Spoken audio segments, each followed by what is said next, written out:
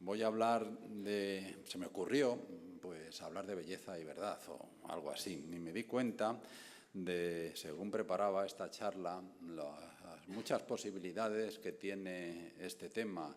Y también les advierto lo mucho que me voy a dejar, no porque crea que no pudiera decir algo, sino porque el tiempo es finito. Las principales víctimas de mi charla por ausencia hoy van a ser la música y la arquitectura. Al leer el título de esta conferencia, seguramente algunos de ustedes se habrán preguntado qué se quiere decir con ese título, cómo se definen belleza y verdad. Soy consciente de este problema.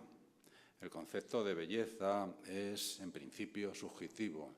No todos coincidirán en su apreciación de obras de, por ejemplo, Botticelli, Francis Bacon, Lucian Freud, Goya, Klee, Velázquez, Picasso, Mondrian, Kandinsky, o este graffiti, o este edificio que parece que Luis Fernández Galiano me corregirá, que se califica dentro del feísmo, con el nombre...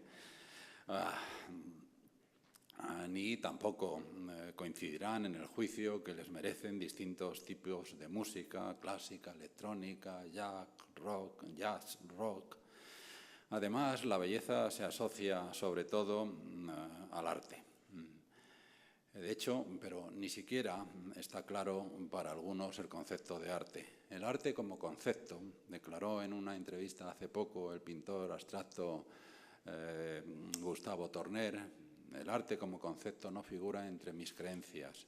Existen, decía, obras de arte que son objetos y que deben ser bellísimos. En otras palabras, yo entiendo a Torner que está diciendo: no sabemos definir el arte, pero sí sabemos reconocerlo. Y en cualquier caso es subjetivo. Y bueno, esto en lo que se refiere a belleza. ¿Y qué pasa con la verdad? Con mayúsculas. Una de las grandes víctimas en su categoría, si no de verdad absoluta, que a tanto no voy a llegar, sí verdad fiable, reconocible, más o menos segura. Esa verdad ha sido una de las grandes víctimas del posmodernismo. Mi verdad es tan válida como la suya. Bueno, los posmodernistas suelen decir como la tuya. Eso de usted no es infrecuente, digo, escuchar estas manifestaciones todavía hoy. Ante estas razonables dudas suyas acerca de los conceptos y el título, les aclaro de entrada que voy a hablarles de belleza y verdad en ciencia. Verán que el concepto de belleza continúa teniendo problemas, pero en lo que se refiere a verdad soy radical. Me ocuparé de la verdad en ciencia y defino ciencia como una actividad que se ocupa de los objetos y fenómenos que existen o pueden existir, es decir, objetos que inventamos, el transistor, por ejemplo, que existen o pueden existir en la naturaleza, y la ciencia tiene que ver, o se puede definir también como el establecimiento de sistemas lógicos con capacidad predictiva. Entonces, no ignoro que existen obras que son bellas y que carecen de simetrías. Volveré a esto más adelante. Pero de entrada me voy a restringir a la belleza asociada a la simetría. Un muy notable matemático, además de físico matemático, Hermann Weyl, escribió en un libro titulado precisamente Simetría, de 1952, lo siguiente: si no me equivoco, la palabra simetría tiene dos acepciones en el lenguaje corriente. En el primer sentido, simétrico significa algo así como bien proporcionado, bien equilibrado. Y simetría indica esa especie de concordancia entre varias partes por la cual éstas concurren a integrarse en un todo. La belleza está ligada con la simetría. La belleza está ligada con la simetría, dice. Así, Polícleto, que escribió un libro sobre la proporción, ya que los antiguos apreciaban por la armoniosa perfección de sus esculturas, usa la palabra simetría. Y Durero continúa en esta senda al establecer un canon de proporciones para la figura humana. Aquí está el señor Durero. ¿Acaso nadie haya mostrado con tanta sencillez como evidencia la relación entre simetría, entre belleza y simetría, como Leonardo da Vinci con su El hombre de Vitruvio, o también llamado Las proporciones de la figura humana, de parece 1501? Por cierto, y aunque no exactamente igual, la placa que la NASA incluyó en sus dos sondas espaciales Pioneer 10 de 1972 y Pioneer 11 de 1973, las placas que incluyó para dar señales de quiénes somos los humanos y nuestro sistema solar, por si alguna vez, es más que dudoso, se encontraban en el cosmos con algún ser inteligente, se inspiraron en el dibujo de Leonardo. Desde el punto de vista de la matemática, el hombre de Vitruvio es un ejemplo de simetría bilateral, la simetría de izquierda a derecha que es tan evidente en la estructura de los animales superiores, especialmente en el cuerpo humano. La escultura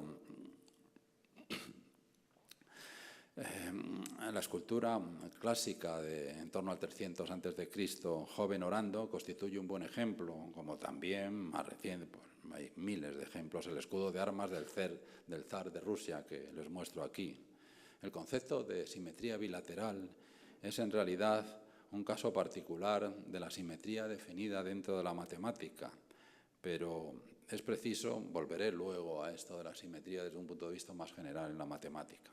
Ahora es preciso señalar algo, por otra parte, obvio, que la naturaleza descubrió las simetrías mucho antes que los humanos sistematizásemos sus propiedades o las copiásemos.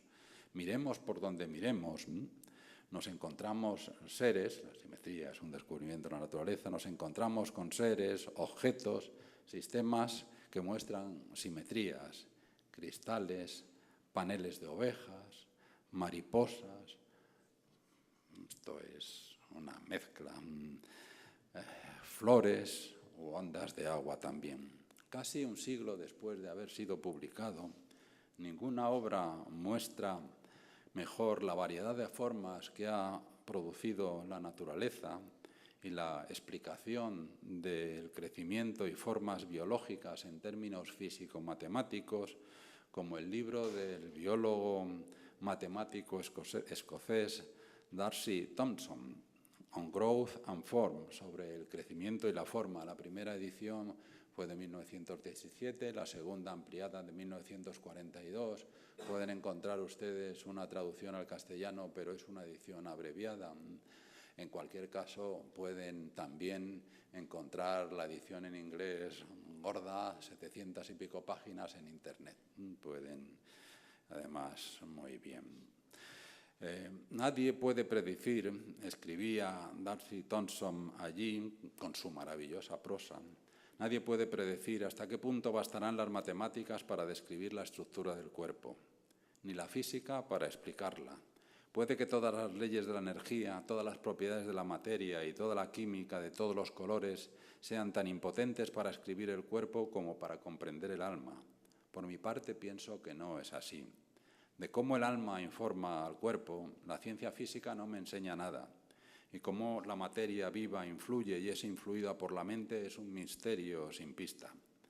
La conciencia no se explica a mi entendimiento por la totalidad de vías nerviosas y neuronas del fisiólogo, ni pido de la física cuánta bondad luce en la cara de un hombre y cómo a otro el mal le traiciona a sí mismo. Mas para la construcción y el crecimiento y el trabajo del cuerpo, como el de todo lo que hay en la Tierra, es la física, en mi humilde opinión, nuestra única maestra y guía. Fin de la cita. Independientemente de otras consideraciones, la obra de Thompson, este libro en concreto, es importante porque señalaba que se hacía demasiado hincapié en la evolución darwiniana como el determinante fundamental en la estructura y forma de los organismos vivos, minimizando el papel de las leyes físicas y mecánicas y también de las regularidades que se manifiestan a través de la matemática. De entre todos los casos que D'Arcy Thompson estudió en su libro, a modo de ejemplo, este es también con una manifestación, a modo de ejemplo mencionaré solo uno. El que se refiere a la espiral uniforme o espiral de Arquímedes, que podemos ilustrar, como aparece ahí, aproximadamente en la manera con que un marinero enrolla un cabo sobre la cubierta.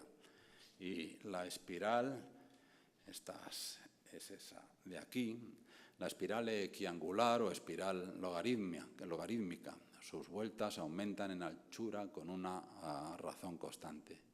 El segundo tipo de espiral, la logarítmica, aparece en la naturaleza en el Nautilus, un molusco cefalópodo que ha estado presente en la Tierra durante los últimos 500 millones de años. Por ello se le considera un auténtico fósil viviente. También en la concha del caracol o en la globiguerina, un foraminífero planctónico. Veamos lo que se dice sobre el crecimiento y la forma sobre esta estructura. En el crecimiento de una concha no podemos concebir una ley más simple que esta, a saber, que se ensanchará y alargará con las mismas proporciones invariables, y esta, la más simple de las leyes, es aquella que la naturaleza tiende a seguir. La concha, al igual que la criatura que alberga, crece en tamaño pero no cambia su forma. Y la existencia de esta relatividad constante de crecimiento o semejanza constante de forma es la esencia y puede ser la base de una definición de la espiral equiangular. La naturaleza, nos está diciendo D'Arcy Thompson, sigue las leyes más simples. Y si la naturaleza es bella, no podríamos decir que la belleza es sencilla. Hago estas manifestaciones con prudencia. Es una posibilidad, pero desde luego que se da. Otra cosa es decir, toda la naturaleza. Volveremos a este tema desde otra perspectiva, a este punto desde otra perspectiva, si la naturaleza se manifiesta de la forma más simple que podamos imaginar, y simple quiere decir matemáticamente simple. Por cierto, no olvidemos otra manifestación fundamental de las estructuras helicoidales, la doble hélice del ADN, el transmisor de la herencia y en este sentido el pilar de la vida. Que la simetría es bella o que la percibimos como tal, recuerden las imágenes esas desde los grafitis hasta el cuadro de Bacon, comparándolo con Botticelli, etcétera, etcétera, esa subjetividad de la apreciación de la belleza. Que la simetría es bella, decía, o que la percibimos como tal, es algo de lo que encontramos evidencia también en obras producidas por los humanos. Aquí les muestro algunos, podía haber hablado, pensé en algún momento, plantear una parte de la conferencia como la belleza de la ciencia a través del arte, pero era demasiado fácil en cualquier caso. Y además se podía sacar pocas conclusiones fundamentales, solo ejemplificarlo. Aquí les presento algunos ejemplos. La simetría traslacional, invariancia bajo traslación espacial, es la expresión correcta de estos soldados persas de la Apadana, la sala de audiencias del Palacio de Persépolis, construido por Darío el Grande en torno a 515 a.C. La simetría ornamental de frisos árabes, la simetría octogonal del interior al exterior se multiplica por 2, hay 16 lados ahí, de la iglesia de Santa María de los Ángeles de Florencia, diseñada por Brunelleschi, que se comenzó a construir en 1434, la de este techo de los Reales Alcázares de Sevilla, o la cúpula geodésica ideada por el ingeniero canadiense Richard Buckminster Fuller. La patentó en 1947. Estas cúpulas son poliedros generados a partir de un icosaedro o un dodecaedro, aunque pueden generarse también con cualquiera de los sólidos platónicos. No deja de ser significativo que estas estructuras inventadas por Fuller se hayan encontrado también en la naturaleza, en la que es la tercera forma más estable, tras el grafito y el diamante, del carbono. La manifestación, esto es otro de esas cúpulas geodésicas, la manifestación más conocida de estos agregados moleculares, apropiadamente denominados fullerenos, pero se escribe fullerenos, pero se dice fullerenos, no hay una discusión. Es el C60, el carbono 60, un icosaedro transformado por 20, o compuesto por 20 hexágonos y 12 pentágonos, con un átomo de carbono en cada una de las esquinas de los hexágonos y un enlace a lo largo de cada arista. Por cierto, Johannes Kepler, estos son los sólidos regulares, los únicos que existen. El último libro de los elementos, esta es una de las obras más maravillosas que existen. En la antigüedad no podemos comparar, debemos admirar y respetar por las soluciones que daba, por el poder lógico de sus razonamientos, aunque sepamos muy bien que las soluciones que daban pues no tenían nada de exacto, se limitó a hablar de propiedades y no de magnitudes. Debemos admirar a Aristóteles, por ejemplo, en sus libros como La física o Sobre los cielos, el Decaelo, pero los elementos de Euclides otra cosa. Es la perfección nacida en un libro. No digo que la produjese solo Euclides, probablemente fue un sintetizador de un conocimiento previo, pero allí también aparecen los sólidos regulares. Estaba diciendo que Johannes Kepler pensó también en otro tipo de manifestación, que los sólidos platónicos escondían la llave para entender la distribución de los planetas del sistema solar. De los planetas conocidos entonces del sistema solar. Esta es una lámina de uno de los libros de Kepler, anterior a los más famosos, Harmonices Mundi, los más famosos en los que están las famosas leyes de Kepler. Este es de 1598, creo recordar, el Mysterium Cosmográfico. Mención especial merece la fachada del Partenón de Atenas, cuyas dimensiones se ajustan a la muy famosa relación áurea o número de oro, que también aparece en el Hombre de Vitruvio y en el Nautilus, en el fósil viviente ese que les he mencionado. En el libro de Darcy Thompson, eso no se, sorprendentemente, o por lo menos yo no lo he encontrado, no aparece, no menciona a la serie de Fibonacci. Es sorprendente la variedad de manifestaciones de la serie de Fibonacci y de la relación áurea. En un girasol, por ejemplo, se observan espirales, si se fijan bien, tanto hacia la derecha como hacia la izquierda. Y si se cuentan las espirales hacia un lado y hacia el otro, se descubre que son dos números consecutivos de la serie de Fibonacci.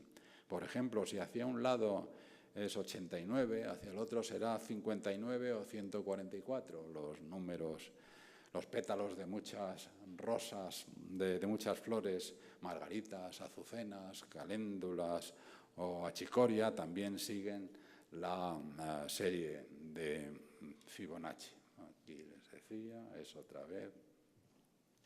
Ejemplos como los anteriores, así como todos los que se pueden extraer de la física teórica, nos conducen a un profundo problema, el de que a pesar de su intemporalidad, de vivir aparentemente en el mundo platónico de las ideas, la matemática, y en particular esta matemática, pero no solo esta matemática bella, simétrica, se realiza en la naturaleza y es un instrumento imprescindible para la ciencia en su conjunto, esto es, para la búsqueda de la verdad, o la verdad a la que yo me estoy refiriendo aquí, que en mi opinión es casi toda la verdad, pero bueno.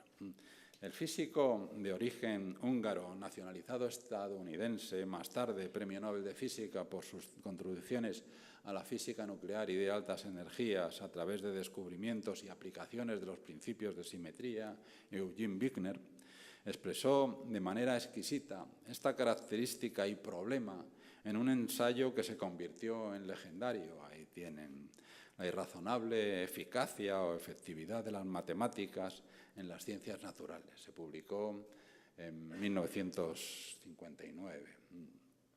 aunque era una conferencia anterior, en un sentido parecido al de Wigner, en una conferencia que pronunció en la Academia Prusiana de Ciencias en Berlín el 27 de enero de 1921, el propio gran Albert Einstein se preguntaba: ¿cómo puede ser que la matemática, un producto del pensamiento humano independiente de la experiencia, se adecúe tan admirablemente a los objetos de la realidad?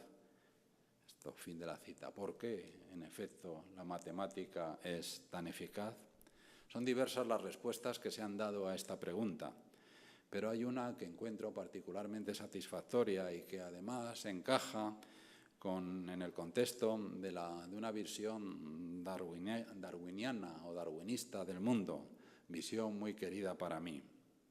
Percibimos y comprendemos el mundo a través de nuestra mente, pero esta es nuestro cerebro, que, como todo, prácticamente todo lo nuestro, no es sino un producto surgido de un largo y complejo proceso evolutivo. También las consideraciones de Darcy Thompson, las fuerzas mecánicas. Ahora bien, la guía que dirige esa evolución es Charles Darwin Dixit, la supervivencia de los más aptos.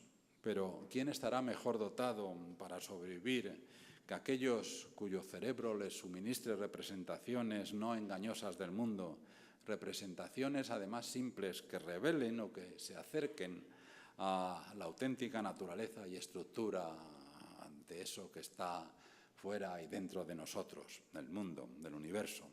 Si nuestra mente-cerebro fabricase representaciones del mundo que se apartasen de forma significativa de la verdadera naturaleza de las cosas, entonces es posible que no hubiésemos tenido éxito evolutivo como especie, como el éxito que indudablemente hemos tenido. Desde esta perspectiva, sería, por tanto, el crisol de la evolución el que explicase el origen de, adoptando ahora una terminología kantiana, las categorías cognitivas y explicativas que posee la especie Homo sapiens. De hecho, en este punto podríamos dejar volar la imaginación y proponer ideas como las que el éxito final de los sapiens frente a otros homínidos como el Homo neanderthalis, por lo que sabemos, el último brote de la rama de homínidos que compitió en Europa, al menos con la que condujo a Homo sapiens, se debió, nuestro éxito frente a los neandertales, a que el cerebro de los sapiens, nuestro cerebro, está adecuado a las estructuras matemáticas que nos permiten, de alguna manera, la arquitectura es una arquitectura matemática. Logró, de esta manera, nuestro cerebro el desarrollo necesario para alcanzar la capacidad de abstracción matemática adecuada para construir representaciones del mundo más fiables que las de esos otros homínidos. Ideas no muy diferentes a estas fueron consideradas por uno de los grandes estudiosos del universo, el astrofísico y divulgador estadounidense Carl Sagan, que en uno de sus libros más celebrados, Los dragones del Edén, de 1978, escribía: tal vez todos los organismos que hallaban demasiado complejo su universo han terminado por extinguirse. Aquellos de nuestros antepasados arborícolas que tenían dificultades para calcular sus trayectorias mientras avanzaban de rama en rama no dejaron numerosa descendencia. La selección natural ha operado como una especie de cedazo intelectual, dando paso a cerebros e intelectos cada vez mejor dotados para afrontar las leyes de la naturaleza. Esta resonancia entre la mente, no lo decía, lo digo yo esto, entre la mente, en nuestra mente de arquitectura matemática, y el universo, ahora sí sigue Sagan, producto de la selección natural, puede ayudarnos a resolver el abstruso dilema planteado por Einstein cuando afirmó que la propiedad más incomprensible del universo es precisamente que sea tan comprensible. Desde estos puntos de vista, la irrazonable eficacia de las matemáticas en las ciencias naturales, como decía Wigner, deja de ser tal, esto es, irrazonable. Más bien lo que tendríamos es que como uno de los productos del largo proceso evolutivo de prueba y error, la naturaleza habría producido una arquitectura biológica con propiedad matemática.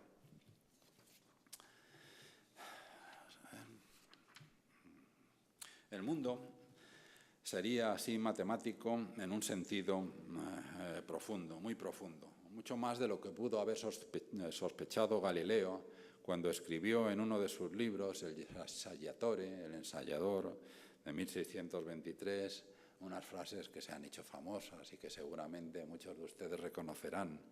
La filosofía está escrita en ese grandísimo libro que continuamente está abierto ante nuestros ojos, es decir, en el universo. Pero no se puede entender la filosofía natural, es decir, la física, es decir, la ciencia en general. Pero no se puede entender si primero no se aprende a comprender su lengua y a conocer los caracteres en que está escrito. Está escrito en lengua matemática y los caracteres son triángulos, círculos y otras figuras geométricas, sin cuya ayuda es humanamente imposible entender nada. Sin estas es como girar vanamente por un oscuro laberinto. No se sorprendan ustedes que Galileo solo hablase de círculos, triángulos, todavía no se había inventado el cálculo infinitesimal, ni el integral, ni los fractales, ni cosas de ese tipo. Aunque nunca olvidó que el juez último de una teoría física es siempre es siempre la experiencia, Albert Einstein participó de la creencia del papel privilegiado que ocupa la matemática en la búsqueda de la verdad. Así, en las notas autobiográficas que compuso en sus últimos años, las escribió en 1945 y se publicaron en 1949 en un libro colectivo en homenaje suyo, Einstein, Philosopher, Scientist. Allí, en esas notas autobiográficas, escribió, recordando cuando de joven cayó en sus manos un libro sobre geometría euclidia. Había allí asertos como la intersección de las tres alturas de un triángulo en un punto, por ejemplo, que aunque en modo alguno evidentes, podían probarse con tanta seguridad que parecían estar a salvo de toda duda. Esta claridad, esta certeza, ejerció sobre mí una impresión indescriptible y enseguida añadía: si bien parecía que a través del pensamiento puro era posible lograr un conocimiento seguro sobre los objetos de la experiencia, el milagro descansaba en un error, mas para quien lo vive por primera vez, no deja de ser maravilloso que el hombre sea siquiera capaz de lograr en el pensamiento puro un grado de certidumbre y pureza como el que los griegos nos mostraron por primera vez con la geometría. Efectivamente, es como dicen el primer amor, cuando uno es capaz de entender, por ejemplo, la demostración de algo tan sencillo como el teorema de Pitágoras, yo creo que cuando se observa un cuadro o se escucha una sinfonía que nos atrae irresistiblemente. Es una experiencia de la capacidad a través del razonamiento matemático y en ese sentido una experiencia de belleza, una experiencia de captar belleza que nunca se olvida. Tras pasar por diferentes fases en su pensamiento, Einstein de hecho terminó creyendo que podemos descubrir el mundo solo con nuestra mente y no las matemáticas. Manifestación de semejante creencia es lo que expuso durante la conferencia Herbert Spencer que pronunció en Oxford en junio de 1933. Si es verdad, dijo entonces, que la base axiomática de la física teórica no puede ser extraída de la experiencia y debe ser inventada con libertad, ¿podemos esperar que alguna vez hallemos el camino correcto? Sin ninguna vacilación responderé que, según mi opinión, existe un camino correcto y que nosotros somos capaces de hallarlo. Hasta el momento presente, nuestra experiencia nos autoriza a creer que la naturaleza es la realización de las ideas matemáticas más simples que se pueda concebir. De nuevo, la misma idea. Estoy convencido de que por medio de construcciones matemáticas podemos describir los conceptos y las leyes que los conectan entre sí, que son los elementos que proporcionan la clave para la comprensión de los fenómenos naturales. Déjenme decir que yo no creo que sea así, en absoluto. En absoluto. Esto es atractiva la idea. El mundo es matemático, nuestra mente, repito, tiene esa estructura matemática y pues es una relación uno a uno entre pensamos el mundo y lo encontramos solo con nuestro razonamiento. No. ¿A quién se le habría ocurrido pensar en mi ejemplo favorito? Nadie podría haber imaginado los principios, la base, la estructura de la mecánica cuántica solo sin mirar lo que hay ahí fuera. Y la historia de la mecánica cuántica, de la producción de las primeras formulaciones, 1925, de la mecánica cuántica, es precisamente una relación dialéctica entre observación y cómo tratar de explicar esas observaciones, lo cual obligaba a veces a introducir elementos que no se consideraban en modo alguno bellos. Por ejemplo, los primeros llamados números cuánticos son enteros. Cuando hubo que, para explicar esas regularidades que se identificaban, que se observaban en los espectros de los elementos, como sin ir más lejos el molibdeno o algo así, hubo que introducir algo que al principio parecía aberrante, números semienteros. Si encontramos tantas estructuras bellas en la naturaleza, si las leyes de la ciencia se expresan en términos matemáticos, es posible, como de hecho en la cita anterior decía Einstein, es posible pensar que las leyes y las ecuaciones matemáticas que las expresan en la ciencia deben ser hermosas, ya que al fin y al cabo la ciencia no tiene otro propósito que descubrir ordenadamente la naturaleza. De nuevo, esta es una idea que no es una idea que a mí me parezca inmediata ni fiable, pero ha sido defendida por algunos científicos. En un hermosísimo libro que yo les recomiendo, y además no es como sobre la forma, la función y la forma de Thomson, este es muy breve, titulado Mathematician's Apology, de 1940, el matemático inglés Godfrey Harold Hardy escribió: un matemático, lo mismo que el pintor o un poeta, es un constructor de modelos.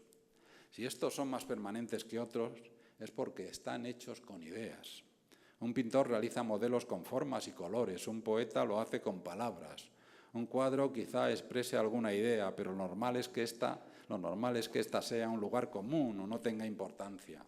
En la poesía, las ideas desempeñan un papel mayor, pero como indica Hausmann, un crítico de la época, habitualmente se exagera la importancia de las ideas en poesía. La poesía no es lo que se dice, sino la forma de decirlo. Los modelos de un matemático, continuaba, al igual que los de un pintor o de un poeta, deben ser hermosos. Las ideas, como los colores o las palabras, deben ensamblarse de una forma armoniosa. La belleza es la primera señal, pues en el mundo no hay un lugar permanente para las matemáticas feas. Esto es fuerte, ¿eh? Las matemáticas, como los modelos que la componen, deben ser, decía Hardy, hermosos. Como ejemplo, citó dos teoremas de la teoría de números. El que recibe el nombre de teorema fundamental de la aritmética, que afirma que todo número entero puede descomponerse de una y solo una forma como producto de números primos, y el de los dos cuadrados de Fermat, que no les explico. También mencionaba el teorema de Cantor relativo a la no numerabilidad del continuo. Estos teoremas le daban pie a Hardy para manifestar: dije antes que un matemático era un constructor de modelos, de ideas, y que la belleza y la seriedad eran los criterios por los que estos modelos deberían ser juzgados. Difícilmente creería que una persona que haya comprendido estos dos teoremas dude que satisfacen estos requisitos.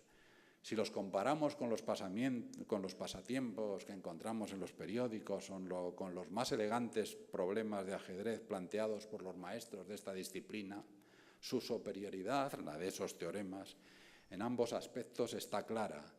Hay una inconfundible diferencia de clase. Son mucho más serios y también mucho más hermosos. ¿Podemos definir de un modo más preciso en qué reside su superioridad? Hardy era un tipo especial. Se cuenta, y es verdad, entraba a una habitación, a un hotel, por ejemplo, y lo primero que hacía era tapar con una toalla los espejos, porque no soportaba verse. Él era un tipo atractivo, como ven aquí. Sin embargo, parece que su exquisito sentido de la belleza no le permitía soportarse ni siquiera él mismo. Su definición de lo que es matemática era, sospecho, afirmo, quiero decir, demasiado exigente, y era como el dicho de los, en mi opinión, como el dicho ese viejo de los americanos, hay que tener cuidado de no echar al niño con el agua de la bañera. La matemática es de todas formas una disciplina muy especial, es verdad. Y es, sin embargo, en la que yo estoy asociando sobre todo la belleza. De hecho, no está claro que sea una ciencia, como la física, la química o la geología. Mientras que estas ciencias de la naturaleza son proposiciones a posteriori, falibles, por consiguiente, la matemática sería a priori tautológica e infalible. En 1870, en un libro titulado Álgebra lineal asociativa, el estadounidense Benjamin Peirce, uno de los creadores de esa rama de la matemática, definía a la matemática como la ciencia que obtiene conclusiones necesarias. También encontramos opiniones parecidas en otros pensadores. Volvamos a esto de la belleza. Era la belleza en las matemáticas, pero ahora la matemática es especial, la física no. La física trata de explicar, pues eso, por qué nos levantamos, por qué cae, no lo voy a soltar, pero esto, etcétera, etcétera. Al ser preguntado en 1955, cuando era profesor visitante en la Universidad de Moscú, cuál era, resumida brevemente, su filosofía de la física, el gran físico británico es uno de mis héroes. Fue uno de los creadores de la mecánica cuántica. Paul Dirac escribió en la pizarra. No hay una fotografía que yo sepa de la pizarra.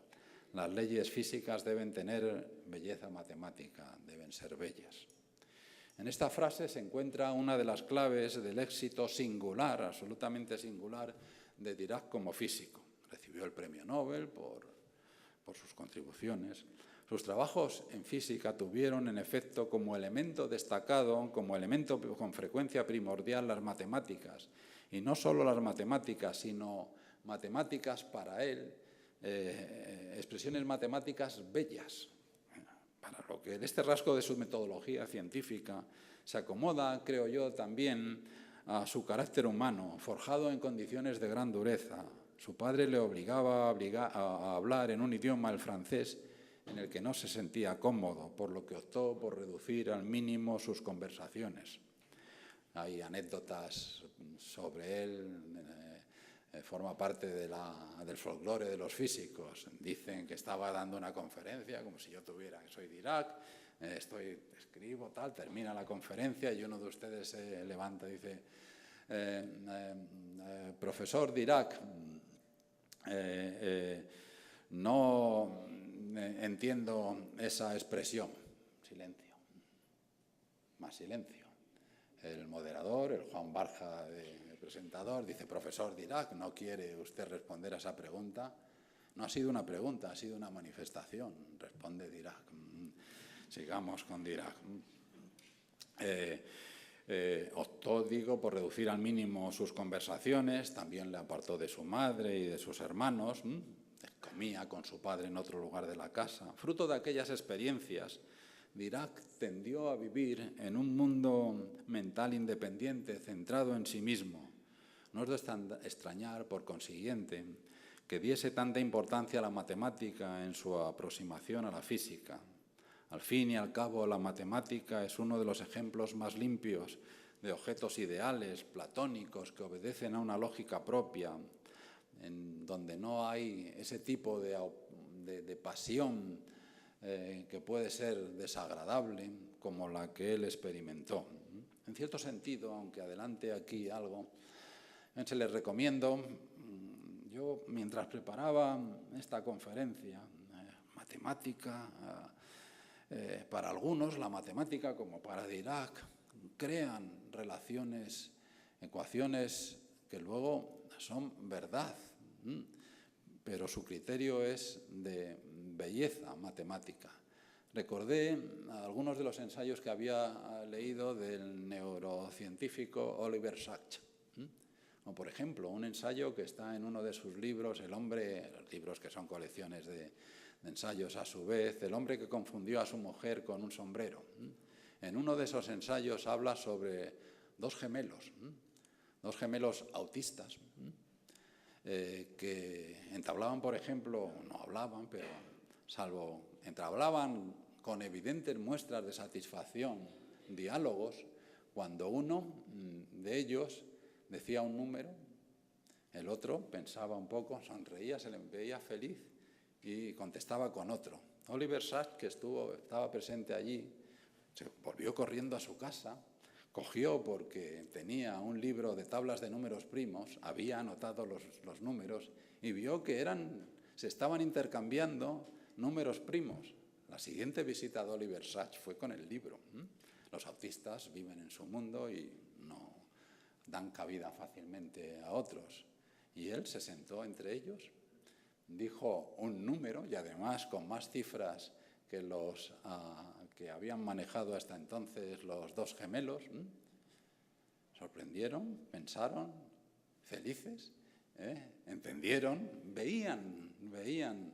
No es fácil con un número, por ejemplo, de 10 cifras demostrar que es un número primo. No es nada fácil. Los veían, la matemática tiene esa propiedad. Sigo con Dirac. Sus éxitos, su versión de la mecánica cuántica estaba basada cuando se dio cuenta que podía acomodar las muchas más complejas versiones de Heisenberg o Redinger con unas estructuras matemáticas que había estudiado en un libro de mecánica analítica, los corchetes de Poisson.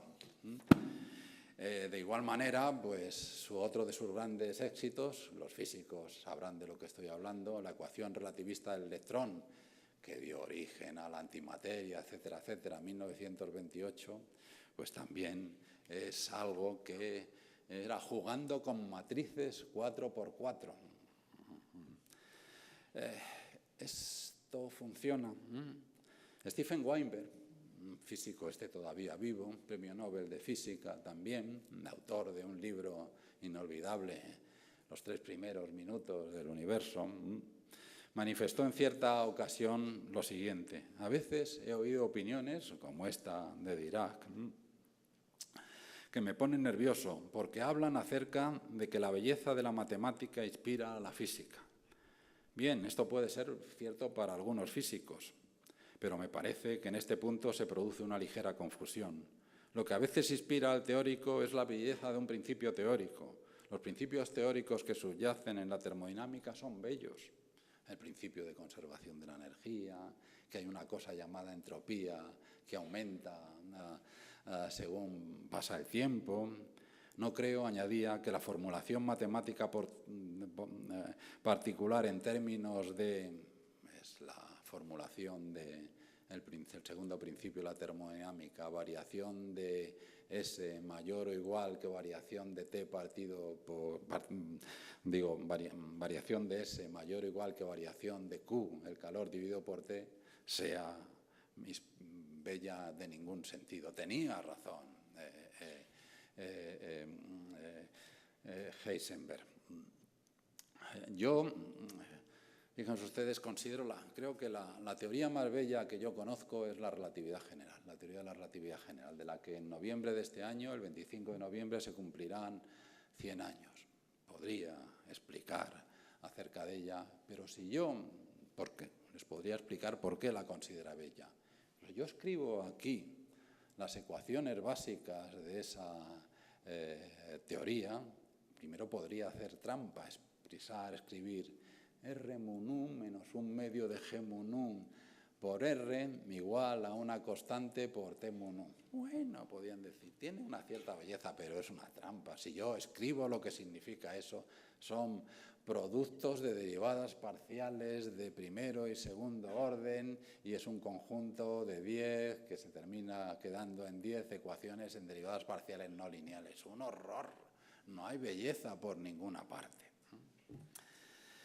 Ya me queda poco. Hasta ahora me he referido a apartados muy limitados del concepto de simetría.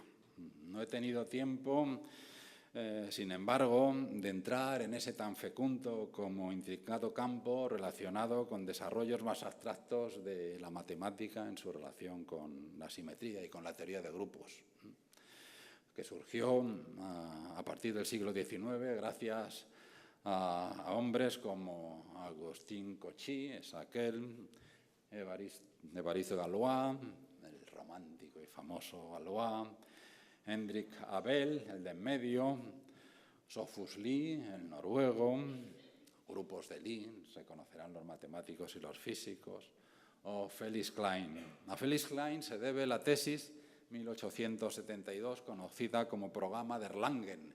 Fue su conferencia inaugural cuando tomó posesión de catedrático en la Universidad de Erlangen.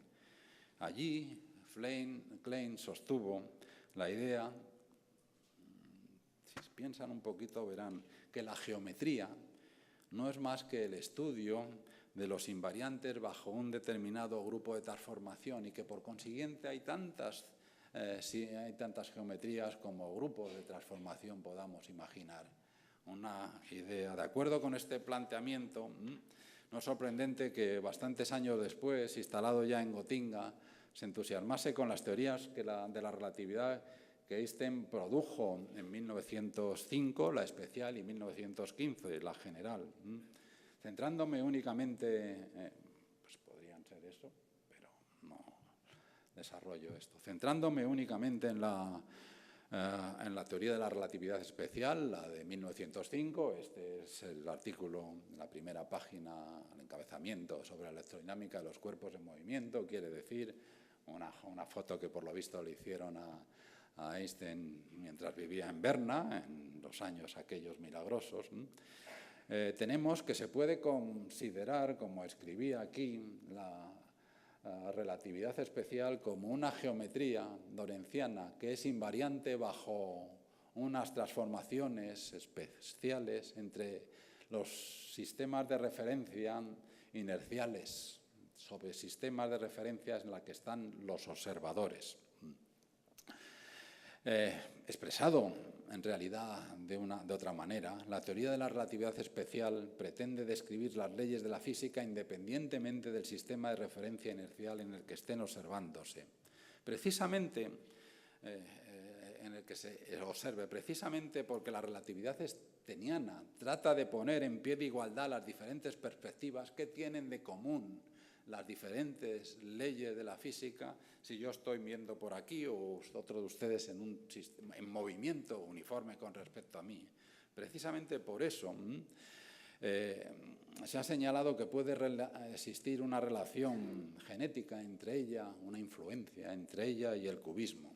Al fin y al cabo, no les digo, la idea de los cubistas era la coexistencia de más de un ángulo de visión en el lienzo.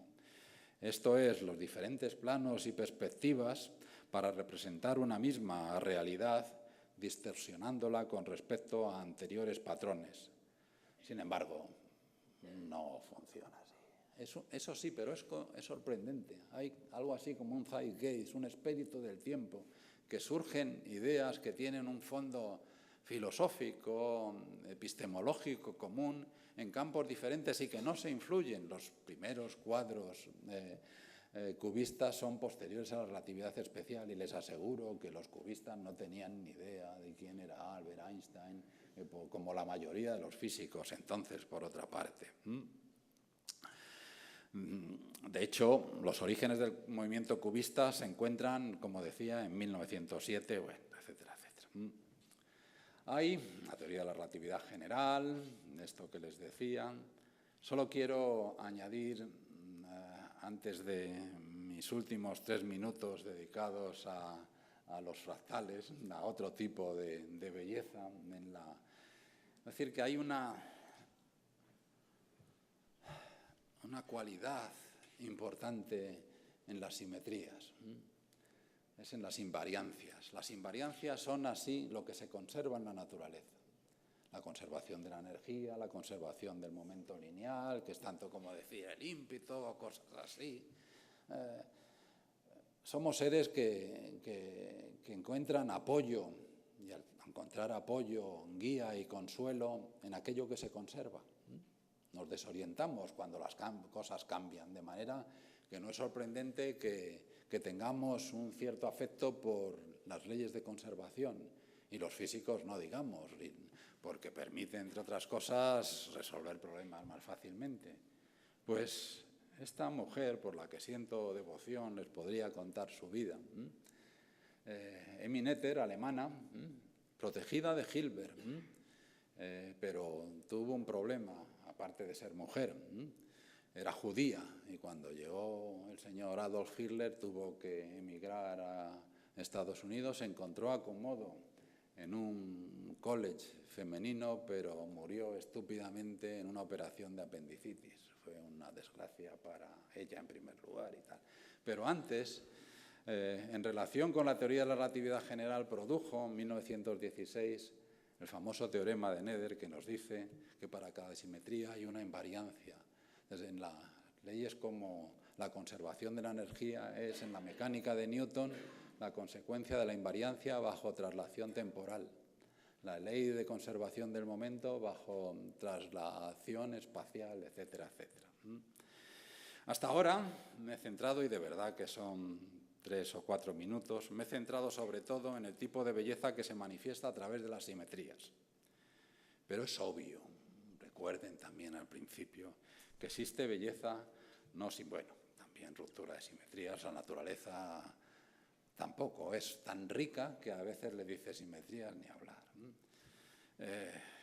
Es obvio que existe belleza no simétrica. El Guggenheim, yo no veo simetría, veo curvas, como lo veo en la famosa Torre Einstein de Potsdam del arquitecto Erich Mendelsohn. Un buen ejemplo en este sentido de que existe belleza a pesar de que no haya simetrías, que existen irregularidades, son los fractales, introducidos por el matemático de origen polaco Benoit Mandelbrot. La geometría fractal se caracteriza por pertenecer, son objetos que existen en espacios de dimensión fraccionaria. La hemos fastidiado. Ya no nos queda ni siquiera el espacio tridimensional, y si no es tridimensional es de 4 dimensiones, como parece que nos dice Einstein, y si no podemos imaginar la geometría riemanniana espacios de n dimensiones, pero n entero, cuidado. Cuando pones, por ejemplo, 3 medios o logaritmo de raíz cuadrada de 2, etcétera, etcétera, ¿qué es eso? Bueno, pues tiene razón de ser. Se trata de una geometría de la irregularidad. La idea, aquí les he puesto, son 2 páginas y media. Y si vieran el título, si se ve, es donde cuando Mandelbrot se da cuenta de la idea. Es la longitud de la costa de Gran Bretaña. Se trata, digo, de una geometría de la irregularidad. De ahí que lo estoy contraponiendo, a la geometría de la simetría. Aunque una de las características de la geometría fractal es las de las relaciones de autosemejanza. Es otro tipo, en realidad, de simetría. Veamos lo que el propio Mandelbrot escribió en su autobiografía. La principal medida de la irregularidad es la dimensión fractal. La forma más simple es la dimensión de semejanza. La irregularidad es omnipresente en la naturaleza y en la cultura. La encontramos en la distribución de las galaxias y en la forma de las costas, las montañas, las nubes, los árboles y los diversos conductos pulmonares, también en los gráficos de las cotizaciones bursátiles, en los cuadros, en la música y en varias construcciones matemáticas. Es menos conocida, pero también digna de mención, la irregularidad de los racimos en la física del caos, los flujos turbulentos, los sistemas dinámicos caóticos y las difusiones de ruidos anómalos. Fíjense ahí, es la misma estructura que se repite una y otra vez. Al igual que las figuras geométricas regulares, cuyo ejemplo ideal es el círculo, los fractales matemáticos se describen mediante fórmulas de una precisión absoluta que el ordenador puede ejecutar. La era de los ordenadores no solo nos ha permitido o nos ha castigado con estar comunicados y relacionados constantemente, sino que también ha abierto nuevos mundos científicos. El mundo del caos, por ejemplo, los sistemas no lineales que descubrió el meteorólogo teórico Edward Lorenz, no lo pudo haber hecho ese descubrimiento sin ordenadores. Lo mismo en el caso de Mandelbrot. Los fractales matemáticos que se descubren mediante fórmulas de una precisión absoluta que el ordenador puede ejecutar con el grado de amplificación que uno desee, con objetos muy concretos. Cada imagen me llevó a descubrimientos específicos en un área específica de la ciencia y el arte. Y un poco más adelante citaba el famoso pasaje de Salvatore, que ya les he leído. La filosofía está escrita en el lenguaje de las matemáticas y sus caracteres son triángulos, círculos y otras figuras geométricas, también fractales, sin las cuales uno camina, hay una errata sin rumbo, por un oscuro laberinto. Es una buena forma de terminar esta charla. Muchas gracias.